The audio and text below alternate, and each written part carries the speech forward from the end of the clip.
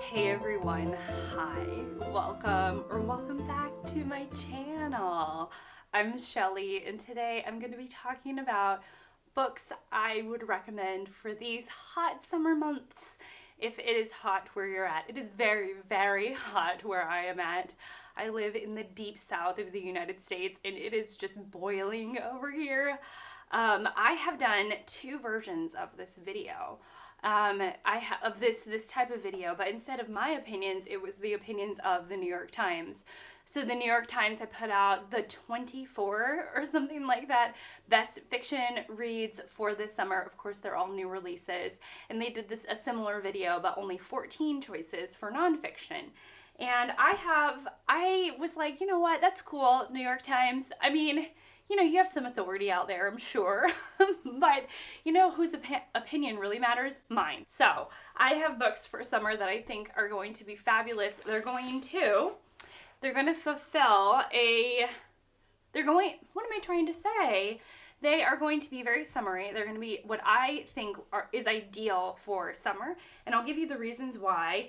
And yeah, that's it. So yeah, if you're new to my channel and you love book lists and you like videos like this in which a woman is sort of waffling on about books that she loves and seasonal reads, then I would encourage you to subscribe. Stick around, and without any further rambling on, let's go ahead and get into the meat of this video. When I think summer, I think adventure.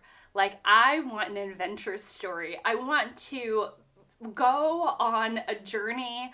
I want to be with a ragtag group of people that are just delightful and interesting. I want some witty banter, but most of all, I want an adventure. And I'm going to recommend the book that I'm reading right now because it is fabulous. It's so, so good, and checking all of those boxes. Gosh, my kids, they always interrupt at the best time. They're like, well, at least it was suspenseful for you all. You know, like I am about to announce the adventure story I recommend, and then all of a sudden, you know, the kids come in to the frame.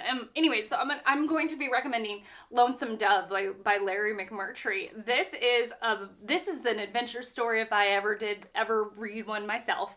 I am loving this book. I am about halfway through. I'm reading it with someone here on booktube, Mark at Book Time with Elvis, so if you want a different opinion, there's a lot of reviews of this book out there.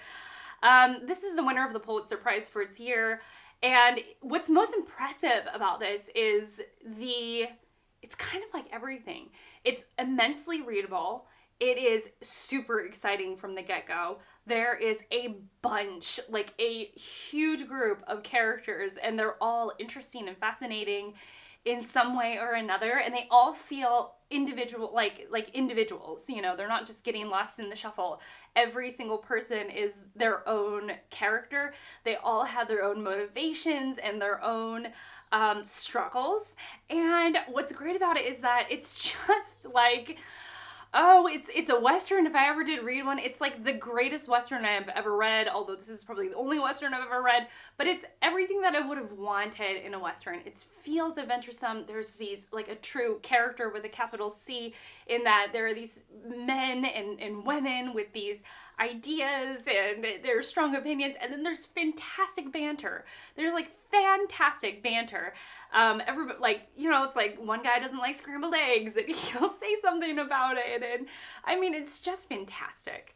So if you're looking for like a chunky summer read, then I would recommend Lonesome Dove. And you know, summer read that's like a true adventure story, because I'm reading this right now and it's like the perfect month, the perfect weather to go on an adventure in which it feels like men are really characters versus the elements, because woo, they are traveling across the country, and it is harrowing to say the least.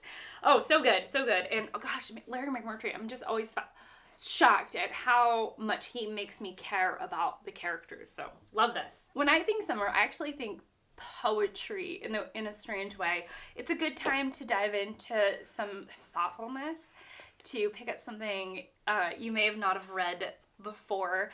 And there are a lot of poets that just use the metaphor of the natural world. I mean, it's there all around us, and just lovely, lovely wordplay that has to do with nature and being outdoors.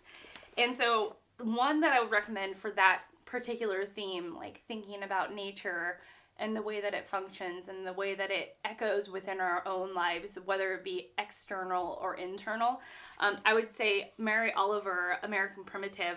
I've read, I think, 3 Mary Oliver books: Felicity, American Primitive, and another one that I can't remember the name of, but all 3 are good. I just happen to own American Primitive, and it is beautiful. It's beautiful. If you're just wanting to sink into lovely language and a gracious spirit, Mary Oliver is your woman. This is just so good. So, so good. And then the next poet that I would recommend is Rumi. This is Gold by Rumi, and it is translated by Hella Lisa Gafforde. I read this, I think it was last year during summer, and it talks about, compassion and happiness and joy and serenity, peace.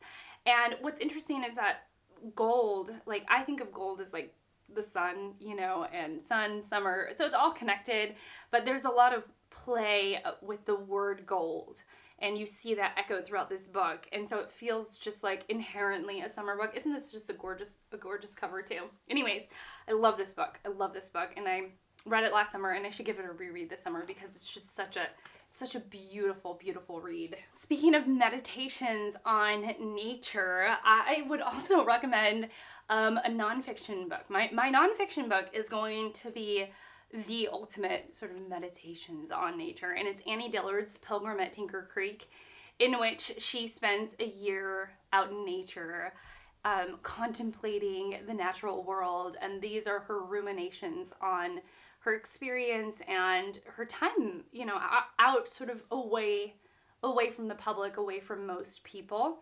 It is beautiful. I mean, she is like my girl. Like, I didn't realize how much I loved bugs until I read this, and I just loved it. I mean, her writing is gorgeous. A lot of times, at least summertime is a time where a lot of people, including myself, spend more time outdoors. And where I live, it is it is interesting. Like the other day, we saw a snake on our porch. That's very normal for here. I mean, I don't see snakes every day, but I do see lizards every day, whether they be huge or teeny, teeny, tiny. And they're just hanging out. There are frogs and really loud bugs. And it is just a time in which, summer is a time in which I notice and I realize and I let sink in that I am not alone in this world. And I like the way that Annie Dillard is doing that as well. But hers is I think a bit more intentional. She sort of takes this time away and thinks about it. And I love this book. I love this book so much. And I would highly recommend it as like a summer read to take you away. So even if you're in the middle of a huge bustling city, you could read something like this and feel like you're in the middle of nowhere because of Dillard's writing. I just love this so much. A book that's actually similar to Annie Dillard, but a fiction version, also quiet. We're set in the middle of nowhere. And just a very sweet book, very, very sweet. And it's A Month in the Country by J.L. Carr, which I just read a few months ago. And it is about a World War I vet who ends up out in the country doing very unusual work. I think part of the thing that kind of keeps you going, even though it's a very quiet plot, a very, very quiet book. One of the things that kept me going was trying to figure out what he was doing out in the country. And you're spending time with him and his quiet interactions with the townsfolk around him in this very rural country area.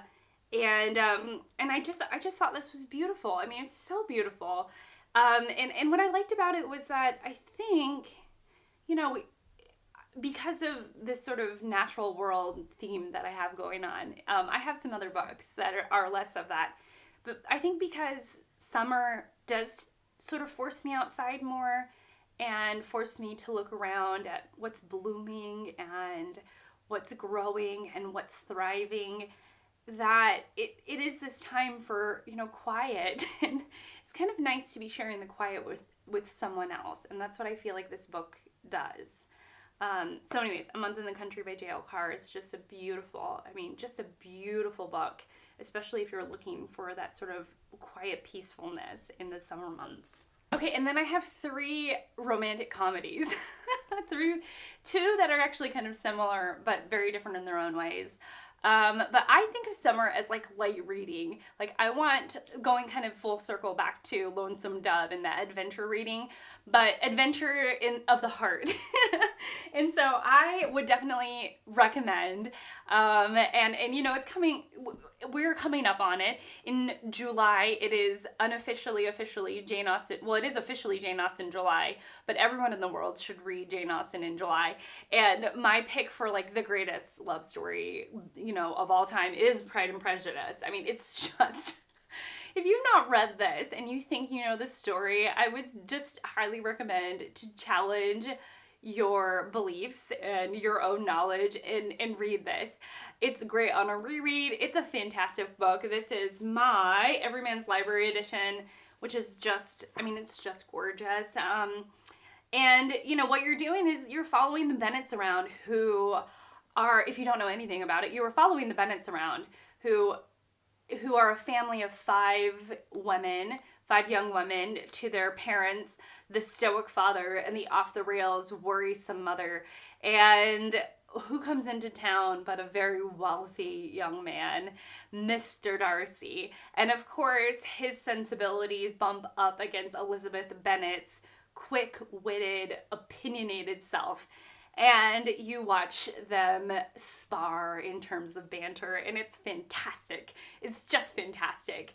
So if you're like, I want to read a love story this year and I want something that is different, then I would, you know, different as in like the origin of all love stories, Jane Austen is your gal. A book that I consumed earlier this year was, and I'll scooch over a teeny bit, Emily Henry's Book Lovers. So if you're like, I've already read Pride and Prejudice, Shelley, and I want something a little bit different, then I would say Book Lovers, because there is this sense that Emily Henry knows who she's writing to. There's a lot of book references in there. They are 2 emotionally mature yet complicated individuals that are thrown together in this small town, actually I think in North Carolina, which is not too far from where I am. And they, you know, and it's about, though it's about the love story, it is also about 2 women, sisters, that are trying to find their footing with one another again and trying to find their way back to this healthy, beautiful relationship that they once had. And it's just delightful. It's delightful. It's super light reading with a little bit of spice. So don't say I didn't warn you. And it was just fun. It's fun. It's like a Ryan Reynolds romantic comedy in a book. I mean, it's just so good. And if you want something that's more on the comedy than the romantic side, then I would 100% recommend Up at the Villa by W. Somerset Maugham. This is the story of a young woman who has many suitors that are available to her, and this book goes off the rails. It's quite funny. It's definitely like a comedy of errors, maybe? Is that right? I'm not actually sure about that, but it's a comedy through and through. And it takes place over the course of a single day, which is something that I quite like in a book. I actually just read another book that I'll put in my wrap up at the end of the month that takes place over the course of a single day. I just love when books do that. I don't know, it's just like a thing with me. But yeah, so takes place over the course of a single day / a single night, and it's good fun. It's good fun. So I would recommend this, and it's a short little thing. So if you're like, I don't have the fortitude to finish something that's super long and laborious, I need something short, Shelley, then this is a good summer read for you.